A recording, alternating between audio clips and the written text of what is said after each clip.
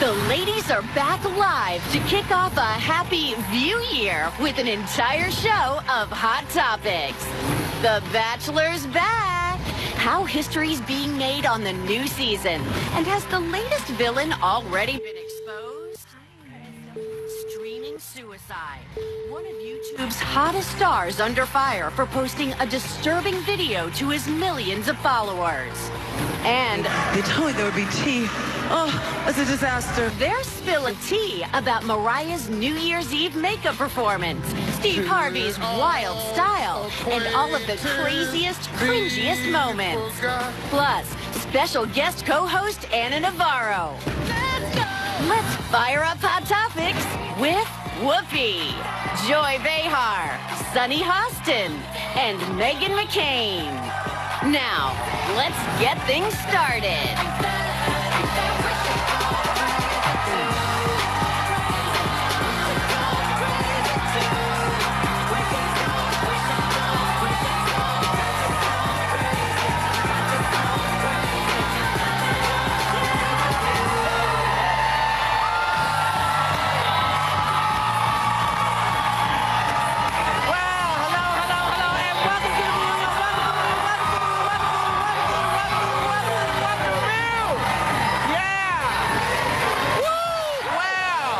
Welcome back. This is our first. Thank you, baby. This is our first live show. Yeah. Since the holidays, right. So we're kind of glad to be back. And we got the fabulous Anna Navarro. Thank you. She's guest co-hosting with us because Welcome in 2018. Welcome to 2018. She's one of the reasons she's sitting here is because we have a new baby to say hello to. Oh, yeah. It's not mine, though. Even though after all this food, I feel like it's mine. That's mine.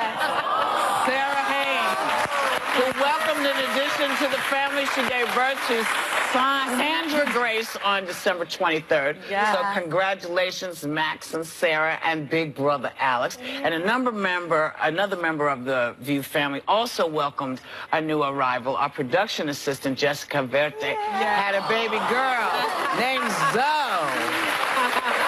Yeah, baby. Look, she's like, don't bother me. I'm asleep. I'm I happy. thought Jessica was having a boy, and now she has a girl named Zoe. Did I get that wrong? Perhaps. I thought she was having a boy. She's a girl? She's a girl. She's a girl. Yeah. But Sarah's such a champ. I kept on texting her. I'm like, where is she? Where's the baby? And it was like December 20th, 21st, 22nd. And then she just popped the baby out on the 23rd. She did something that no one does anymore. She named that baby after her mother. Yes, she did. Very nice. So nice. Beautiful news. And so how was everybody's break? What'd you do? How'd you go? Where'd you go? What'd you do? I went nowhere because I'm from Miami and it's 70 degrees and sunny and I should still be there. And I ate and then I ate some more and then when it wasn't tied down, I ate that too. But,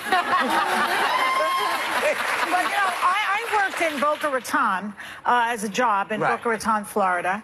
And then I flew to Aruba. Right. And I stayed, and I stayed in Aruba for a few days, and then I flew back to New York from there. It's like a long I was going to go to Puerto Rico, but we know what happened there. Yeah. So I flew back, and I thought, why don't I just go to Atlantic City from now on? Because I didn't go on the beach. I hate the beach. Yeah, you're not tan at all. I'm not tan because I don't do that. Yeah. And I gambled. They have a casino. I won $500. I gave back $400. I ate in every restaurant, and I went for spa treatments, and I enjoyed myself. I don't need to go 5 hours in a plane. Go to Atlantic City. That's true. Yeah. You can. Am I right? Yes. Yeah. I told that to a couple of people. They said that was a terrible idea. Well, let me tell you something. You say that now, but we have news for you. But go ahead. What? Oh, I actually went to Haiti, even though President Trump says that all Haitians have AIDS, right? Allegedly, that's what he said. My husband's family, his father is from Haiti, and so they're investing in Haiti. They're building a medical center. They're building a learning center. And they actually, it was incredible. And they also own a beach resort, Calico Beach Resort, and most of the clientele are missionaries. So you have this incredible resort experience, but then your kids also get to learn to do good work for other people. So it was just like, and I got to tell you, Haiti Did you see those pictures? Don't I look like I'm in a swimming pool? I am in the ocean, and people would come by on these boats with lobster. I was like, what? And so I know it's shocking to people but that's where lobster comes from. Yeah, I mean, it was so incredible. They came by on boats with artwork, so it was beautiful artwork in Haiti. Oh, fabulous. beautiful. What did you do, Miss May? I was in Arizona with my family, and I just got off the phone with my father. Do your physical therapy. We were on the phone. And he's with his physical therapist right now. They're still in Sedona. Just, again, super, you had a good time just cooking and hanging out. And so with he my family the whole time. He's doing good. Thank you very much. It was much more time with him. I have to tell you, John McCain makes the best barbecue ribs in the world. Yes, he does. And you told me you have dreams about them, and he did it 3 different times, and I just kept asking for them, and I eat them for breakfast the next morning. What's the secret? It's dry ribs, and I can't give it away on national television. It would literally kill me and fly to New York. But yeah, it was nice. I mean, it was very mellow, just with our family, but it was really nice. Yeah. And you? I went into my room. I closed the door, and I didn't come out until this morning. I didn't talk to anybody. I spoke to no one. I saw no one. Wow. I did not take in the mail. Because it was one of the few times in my life where the family was all in Los Angeles because they made a big move, and I didn't want them to have to come back and forth. Yeah. And they said, well, when are you coming? I said, well, I'll call. My daughter was like, you had no intention of coming. You were not coming at all. And I said, no, I just needed a break. I think that's called human hibernation. Yeah. Well, So nice. Whoopi in the But it was cave. good. Whoopi in the cave, man. And it was like, I don't care. If people would call, I put on a different accent. They'd be like, may I speak to Whoopi Goldberg, please? I said, Whoopi not here. I don't speak in English. Sometimes I was Italian, sometimes I was Spanish, it didn't matter. Sometimes I would, be Australian, it didn't matter. I like cheering home. But, New Year's Eve, I assume everybody had a momentary thing on New Year's Eve. Yeah. And there were lots of memorable moments on television. Mariah Carey returned to Times Square a year after giving her performance from last year, and folks said she sounded great. And here's the moment also everyone is talking about. Take a look. Happy New Year. I'm just going to take a sip of tea if they'll let me. They told me there would be tea. Oh, it's a disaster. Okay, well, we'll just have to rough it. I'm going to be just like everybody else with no hot tea. But we're going to try and do this one for you. She was having fun. She was having fun, She's poking fun at herself. I think so. I don't care what she does. She can be the biggest diva ever. I expect nothing less from... You're Mariah Carey. It's fine. I don't care. She plays it up a little, I think. She likes it. Why not? Yeah. And frankly, we're going to have her out there in that cold weather. Get the tea. You get her some tea. Get her the damn tea. Well, but I'm sorry. I want some There tea should have been a whole thing. There should have been people just running tea to her. Right? Because she don't have anything on, and you don't want her to have anything. You want her to look like Mariah Carey, but it's below 4 degrees. Really? Let me tell you what, girlfriend needs a tea endorsement. Well, Can you I'd have believe made how some cold tea. it was? And Can you believe how cold Yeah, I it can was believe it's here? New York, baby. Yeah, wait. But Trump said that so now is there global warming when it's cold? He doesn't even He don't understand know. climate Listen, change. But there's a lot of things. I couldn't. I'm sorry. No worries. A lot of things We're you back. didn't understand. There's a lot of things folks didn't understand, like Steve Harvey's wardrobe. Yeah. Yes. What was it? People were freaking out. I loved this more than I've loved. This started my new year off in the best way. Someone tweeted at Lester Lee, Steve Harvey looks like a Batman villain that has captured Times Square and will kill civilians unless Batman answers all of his calls. I mean, he looks amazing. I love The turban. Okay, the turban under the... He had a do-rag on under that hat. We know how to keep our ears warm. Okay? We know what to do. That's why we got all this hair. Because we're not playing. That if that coat goes on eBay, or somebody's going to be making one. It does look like the Olivia Pope coat from Yeah. Scandal. I felt like he didn't have any friends. Like, didn't someone tell him? Right? What? It's What are you like talking about? your friends usually tell you, I know you think it looks good, But like maybe Yeah, but nobody it's listens not to their hot friends. look. People never listen to their friends because if they did, they'd look better. Yeah, he would look better. Oh, he looks okay. You think so? Yeah, I thought he looked adorable. He looked We're talking about him Was 2 he days warm? later. Yeah, Was he that's warm? Okay, he was warm. He did was look happy. warm. And it was winter weight. That's right. There you go. And Anderson Cooper and Andy Cohen, I guess, co-hosted over at CNN, but the network took some heat for having correspondent Randy Kay board a bus full of people who were imbibing in Denver. It's legal in Denver, so it was fine for her to get on the bus with them. I know you are offended and horrified by this, Whoopi. Oh, yeah. That's a huge problem. I was offended I wasn't there. She was like on a marijuana bus. She was on a pot bus. Yeah. Yeah. You know, and I have to say, congratulations, California. Because recreational marijuana just became legal. And some say it could make billions of dollars a year for the state. And that would be great because the state could really use So maybe some you money. will go visit your family over there. Well, you know, I tell you, I'm not a smoker, but this is for folks who have been waiting a very long time fighting for this, who don't drink, who are not necessarily into other stuff, but find that this is what helps them get through the night. So it's Also, interesting. When I lived in If it LA, gets you everyone I through know the night. that was doing this had like a medical card when they were like, my toe hurts. And I'm glad that people are now being honest. It's okay if you want to smoke a little pot at the end of the night, but all the people that I knew that had the medical card, I just want them to legalize something that doesn't give me the munchies. Not all of it does that. Depends on what you use. Well, yeah, not all of it does that. Yeah.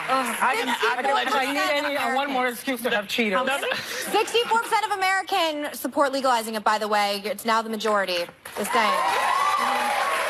Yeah. You know, it's when I was a prosecutor, we were always told that it's a gateway drug, and we put many people in jail for that. Now, many people. And I enforced the law, so I did it as well. So I wonder, now that the pendulum has swung, and you're saying 64% of Americans, what are they going to do? Are they going to let the people that are serving long prison terms for marijuana trafficking out of jail? One of the things that seems to be happening, there are, well, no, even if you were carrying in, you got busted. Yeah, but selling what happens, what is starting to happen now is state by state, people are looking at who's been in jail, why they were put in jail, and they're doing all kinds of stuff. But, you know, just a note before we go on this gateway idea.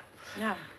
Anything, if you're an addictive personality, if you're an overindulger, everything is a gateway drug. Sex is a gateway drug. Chocolate is a gateway drug. All of it. You know.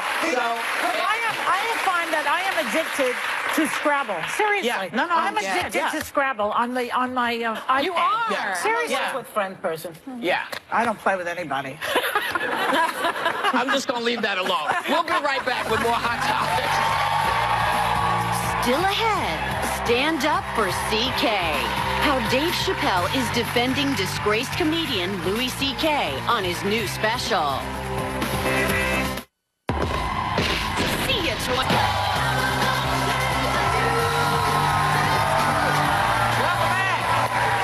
So to kick off 2018, the Huffington Post listed 29 things that we need to care about in 2018. Yeah. So they said it ranged from the people of Puerto Rico to having difficult conversations with people you may disagree with. What do you think people need to keep their eye on? Well, today I will tell you that these protests going on in Iran are really important. There's very little that, you know, we can do as citizens, but it's very important to express solidarity with what's going on there. It's awe-inspiring. This is an autocratic regime. They are cruel. They've opened fire on these protests. There's now dozens of dead. You've seen the most inspiring visuals come out of there. Things like women standing up and refusing to wear the veil. Just, you know, protesting, and you cannot stifle freedom for that long. At some point, hope will come back up. And so we've got to keep an eye on it. Iran protest, hashtag. Of course, they told Donald Trump to stay out of it and not to tweet. Of course he did, because telling him not to tweet is like telling a 5-year-old not to eat the candy. He can't help himself. He had to stick his 2 cents in it. you know, talking about what, I mean, just mind your own, stay where you are in Mar-a-Lago, keep playing golf. I actually think it's important for the President of the United States, and not just him. You know, I think President Obama, I think President Bush should all express solidarity. What I didn't like him doing was turning this political by taking a shot at Obama and the Iran deal. There's a time and a place for that. Right now is the time and place to express solidarity. Why does he always have the Iran deal gave more money to terrorism and nuclearize the Middle East. Is the main of all the things President Obama did that I disagree with. That was number one, and I actually think it's fine for the I'm much more comfortable with the president tweeting about what's going on in Iran than Mika Brzezinski's alleged facelift, quite frankly. Well, so we need to dictate what we want him to tweet about, because again, when you're talking about international incidents like this, which are of extreme historical significance right now, I think it's 100% totally I thought fine. it was the Saudis who were really protecting terrorists. 9/11 came from there. Those terrorists came from Saudi Arabia. He's in bed with the Saudis all the time.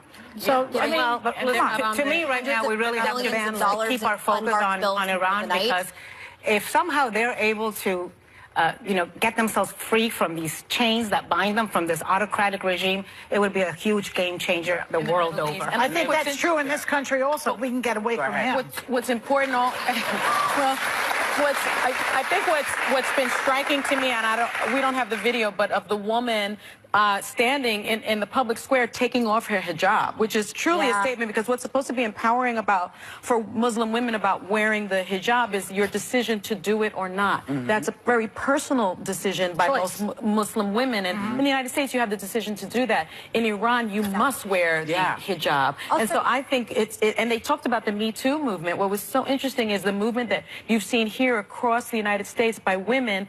The women in Iran are saying, I want my freedom too, and I just think that is so powerful. So powerful. I just think having any kind of conversation about moral relativism in a country where we couldn't be sitting here without our heads covered, where gay people are literally murdered and stoned to death in the same streets, and comparing it somehow to what's going on in the United States of America, for me, when we have these conversations somehow comparing the United States to Iran, that's where I end conversations and where I just leave, because I think it's ridiculous. But you just said we need to rise up against Trump in the same way, like Ayatollah Khomeini is somehow morally relative to President Trump. I think that's right. It's not apples and apples. It's not equal. But we're on a very slippery slope in this country toward throwing democracy out the window every single day. We have to defend the freedom of the press and civil rights here. We do, but we're not being stoned in the street for being gay. Not yet. They're completely. They're different things. I agree with you. I think the Ayatollah is in a completely different league. That being said, that doesn't mean that we don't stand up for our own rights, right? It's a relative thing. It's not the same thing. It's something else. We have other reasons to protest in the streets in this country. And not the same as the hijab, and not the same as with the kind of thing we're talking about in Saudi Arabia and Iran. But we definitely have things to stand up against in this country right now. And I think, it's sort of important.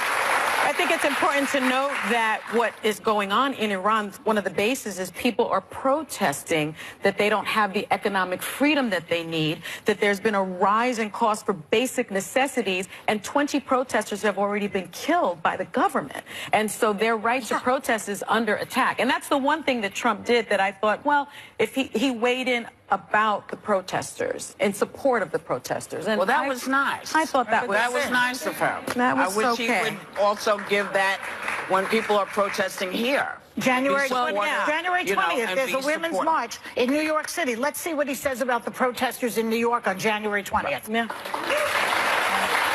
Well, I mean, do you think that part of the problem that we're having just as human beings is our inability to see what other people may be going through or what other people may be feeling? And is that one of the reasons we're seeing the crazy stuff that we're seeing from folks on YouTube? There's a YouTube star a very popular guy called Logan Paul, and he's apologizing after posting a video of a dead body in the so-called suicide forest in Japan. Now, he's taken it down. He's taken the video down, but he insists that he only did it to raise awareness about suicide prevention.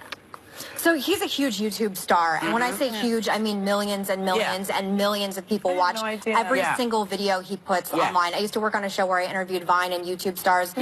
Make no mistake, these are highly influential people when it comes to your children. I totally get it, but is this, I mean, if you're going to make statements about suicide prevention, wouldn't that be part of your showing? Well, I think he's a complete and utter insensitive idiot. And if you watch the video, he starts laughing and his friends start laughing when they see a dead body hanging in the suicide forest. I watched Black Mirror. I binge watched the entire season over the break. It's a Netflix show basically about our dystopian future, where my fear right now is we become so disconnected from each other because of technology, with our insistence to video things, that you aren't responding in real time. And I think this is a perfect example of what happened. YouTube has been censoring some of the videos that have come out of Iran, which just goes to show you can put a video showing a dead body that just committed suicide, and you can get, I believe, 600,000 likes before it's taken down. YouTube has to do a better job of censoring this type of thing. See, but also people have to, people just have to have some damn common sense.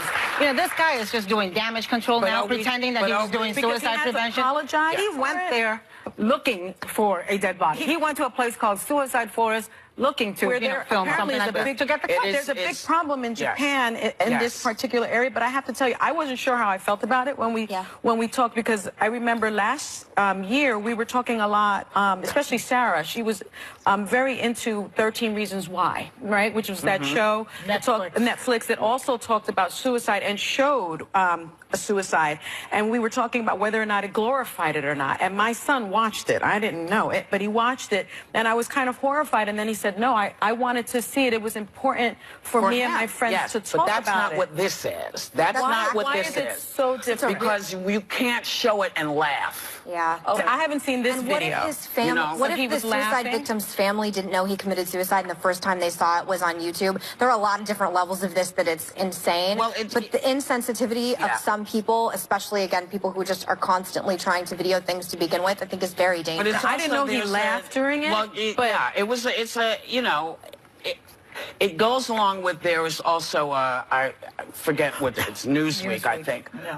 It was trying to get people to read the story, I guess, on what we think is the 50th anniversary of the assassination of Martin Luther King.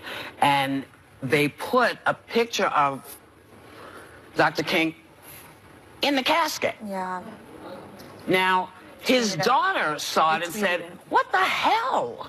You know, so have we become a nation that is so insensitive that it would never occur to us that maybe showing a dead body hanging from a tree might not be the best way to discuss suicide prevention when you're snickering when you begin to talk about it? I think people are looking for the clicks and the links. And how do we get people to, how do we get the eyes? Newsweek was Dr. King. What does that say about the saddest part about Newsweek, I used to work at Newsweek in college and had some of the best experiences of my life. It used to be a really premier news organization, and now it is clickbait garbage. Well, let's take a break, and then we'll come back, because I'm interested in this idea. We'll be right back.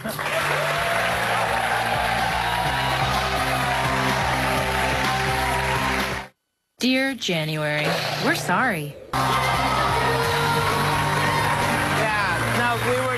We just wanted to finish up the conversation about, lack of empathy. I mean, how do we combat that? Because, we have all of these devices, and, as you talked about Black Mirror, that's what it's all about, telling us, warning us of these things. Well, you're talking about that you become inured to the tragedy that you're looking at, is right? Isn't that what we were? I think it might be more than that, because we may have the first generation that doesn't feel anything about it. Well, they don't have it doesn't make them go when they see this. That is true. We used to talk about that before, that video games was going to do that, with all the shooting and everything. And I think as parents, we really need to be very careful and make sure that our children do cringe and do have empathy, because they're so desensitized. But they need to know the difference between fantasy and reality. I mean, I was just thinking during the break that during the Vietnam War, that was the first war they started to televise. That's right. And you saw these boys getting shot. And I think that people became either inured to the tragedy or became outraged. Well, it's also how we changed the world with the civil rights movement. because people for the first time saw people getting hit with water cannons and going, wait a minute, those are children, those are people. So I didn't mean to cut you off. But you were asking, what can we do? And to me, 2017 was a year where America realized the power of the purse and just how much power you can wield by contacting advertisers, by turning off subscriptions, by turning on subscriptions to things you support. We saw it on the sexual harassment issues. We saw it with Nordstrom. I had a great excuse to go buy more shoes. So listen, you don't like what Newsweek is doing? Cancel your subscription. You don't like what this YouTube guy is doing? Don't watch him. Why did you buy more stuff at Nordstrom? I missed that. Because Trump attacked Nordstrom's. Really, I'm like a platinum member right now. Wasn't it because Ivanka was selling her shoes there and people were ticked at that? Shoes, I think. Because they stopped selling her shoes, and then he got ticked at them. So then he tweeted against them, and so I went off and bought shoes. Oh, I see. So, you understand the logic? Well, speaking of him, you know, last week the New York Times sat down with the current dude in the White House, and they had a wide-ranging interview. Did anything jump out? Yes. Just that he was doing an interview with the New York Times to begin with. He did it with journalist Michael Schmidt. And, you know, I call the New York Times the New York Slimes. He calls them the crooked New York Times. He called them out in rallies. Oh, yeah, I hate the New York Times, as all good Republicans do. But I'm fascinated that he loves the press so much, it doesn't even matter. I mean, the New York Times is something he would say at a rally to get the crowd riled up, and now you're sitting down for a pretty unyielding interview. Actually, he said for 26 times or 16 times, there's no collusion. There's no collusion. There's no collusion, which is Spanish for there's collusion. Listen, when I read the interview, first of all, it was Collusion. Number one. How can the staff allow this to happen impromptu? I mean, this is a guy, he's 71 years old, but you need to treat him like he's 71 days old. He needs constant adult supervision.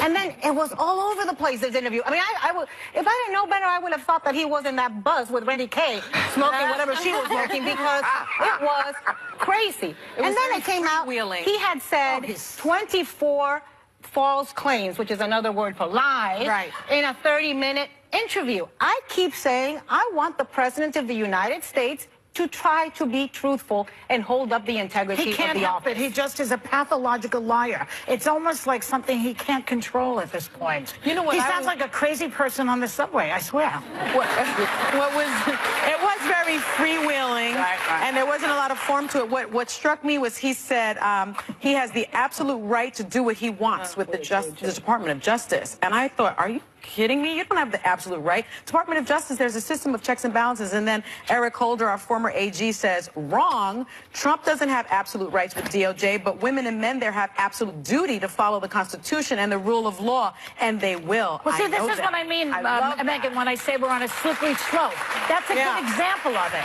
Right there. He thinks he can do anything. Yeah. Another thing that struck me from that interview was how many times he referred to watching something on TV. Hi, Donald. You watching us now? He might. Someone said to me at one of my shows, how come Donald doesn't go after you girls at The View? I said, I think he's scared of us.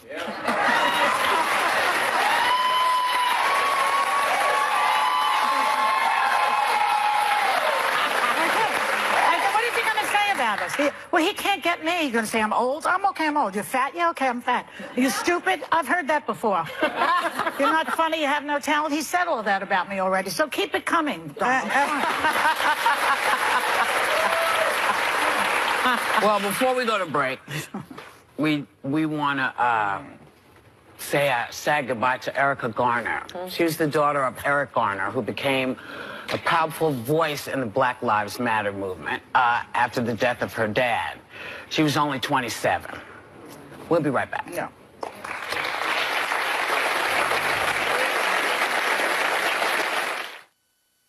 Just like magic, progressive.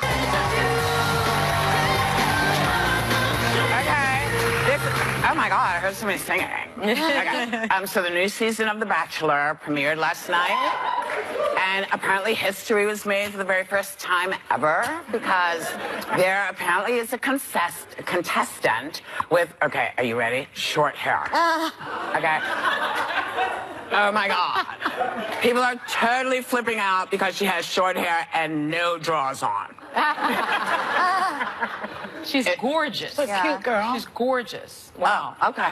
Why So- don't they like her hair? What's wrong with her? I totally don't know, but What I if you knew? guess. Make But it if up. I knew, Yeah. I would say it's because guys really prefer girls with long hair. And see, mine is in the middle because I don't care. But I mean, Oh my does God. any of this matter to anybody? I picked up my husband with short hair. All right. How much did he weigh? Oh my God. Oh my God. That was so funny. I think Okay. he prefers it that way, actually. Oh, okay. Yeah. Can I tell you, some of the most beautiful women on TV, some of the most beautiful women ever have short hair. How about Halle Berry? Hallie. Katy Perry sporting. She looks like Tinkerbell lately. She looks absolutely, gorgeous. So, It's all fine. guys, it's not about the hair. But they're not Just exactly, work whatever they're not God gives exactly you. doing that to attract a man. They're doing it for their careers. And it's easier. because they like it. It's easier, I thought. And like It's Bachelor no way. fans say they're already found this season's villain. And her name is Chelsea. Oh my God, take a look. We only have a short amount of time. So, I'm a Libra.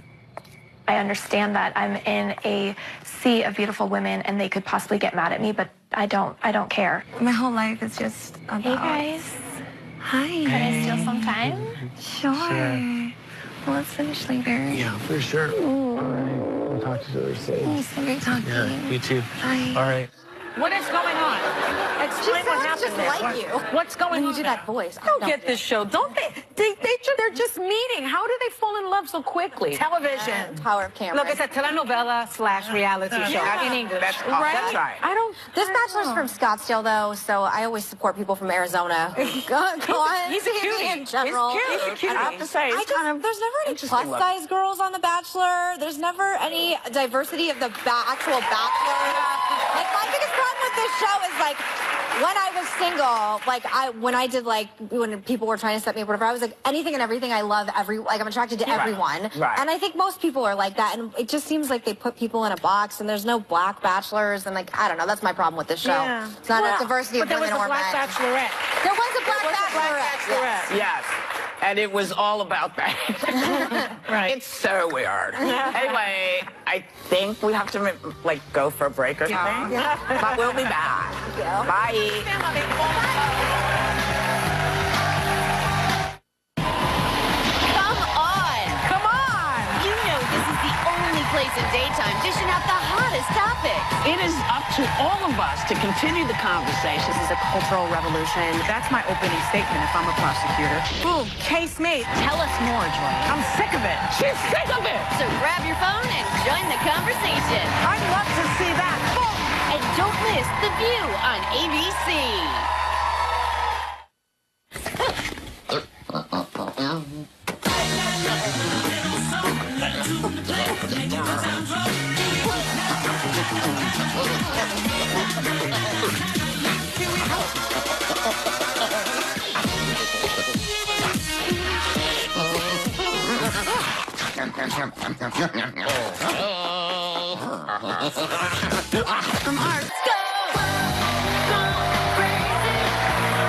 Welcome back. Apparently losing weight is always one of the biggest New Year's resolutions, but researchers say dropping pounds will not make people any happier than they are right now.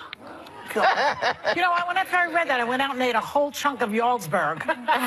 It's like, why isn't... what's the motivation? What is the motivation? I don't know what that is. The Cheese. Oh. Cheese. Jarlsberg cheese. I gotta tell you, I disagree with this. Look, I have been dieting my entire life. I will be dieting my entire life, sometimes more successfully than others. Fitting into clothes I don't fit into makes me happy. It's like you're going shopping in your closet and you don't spend any money. Yeah, but it's short-lived, though. It doesn't Well, really... yes, because, I've learned, do not throw away your fat clothes because then you will be naked, a few months afterwards. But the point they're making is that it's a superficial thing, and it's about, as my friend Lewis always says, it's an inside job. You got to fix your way of looking at the world and your psychology. It's not about being fat or Superficiality is thin. so underrated. Like buying a pair of shoes. It's superficial. It only lasts It makes for me that happy. moment, though. Well, I'm a total yo-yoer too. I can go way up and way down. And a few years ago, I really focused and I lost a ton of weight. And I was with a trainer, and the only drink I was allowed allowed to have was clear vodka, and I had a very strict diet and all this stuff. I've never been more miserable. I couldn't go out, I couldn't socialize, and I had no sex drive. And I was like, life is too short for this crap at the gym all day long. And then I said, forget it. Why clear vodka? There's something about the only drink I was allowed was one clear vodka soda a night. And I was like, this is terrible. One time I tried juicing. Yeah. So, and then I realized that the only way the juices were drinkable is if I added vodka to them, right? So, like the coconut one, I wanted to put rum into, the carrot one, I wanted to put vodka. Yeah, so it's like, you know how to do juice? I'm giving up drinking alcohol for the whole month of January. I think I'm doing it too. I started yesterday. Check with me in a week, see if I do. I know. I don't know if I'm going to do. No, yesterday Never I want to point downloaded a out book. that we've been down this road I before. did. Wait, did you ever do it successfully? Yes, 1 month I did, and I Once. lost 5 pounds just by not drinking wine. Really? Yeah. But I'll do it with you. All right. One diuretic will do that too, you know. 5 pounds in one day. I know. Yesterday I downloaded a book on the paleo diet, this Paleolithic caveman diet. I've done that. I've lost a lot of weight on it. From where? Yeah. I mean, your I hair? was heavier before. I was heavier before. This one, she can't take it when you say you're happy. She can't. Tell them how much weight you gained. I lost the weight. Well, I gained 70 pounds with my first pregnancy and 60 pounds with my second. And I lost the weight doing that paleo diet. It's the caveman diet. Yeah, but I gained 60 pounds with your first pregnancy. But wait a second. Before we went on the break, you told me that you had gained weight this year on The View, because The View makes you fat. This damn View. This place makes you fat. View. Brian, am I right or I wrong? thought we were blaming it on Trump. No, it's not it's Trump. The It's The View. View. I don't know what I it gained is 10 about pounds this place. on this show. Everybody gets fat here. It's all that breakfast they put. Very stressful. I think we should just focus on body positivity and what everyone wants to look like and feel like. And honestly, we have Ashley Graham coming on, who's the #1 plus-size model in the world. She has made me feel so good. She has a great line of swimsuits for plus-size girls. So I think we should focus on body positivity.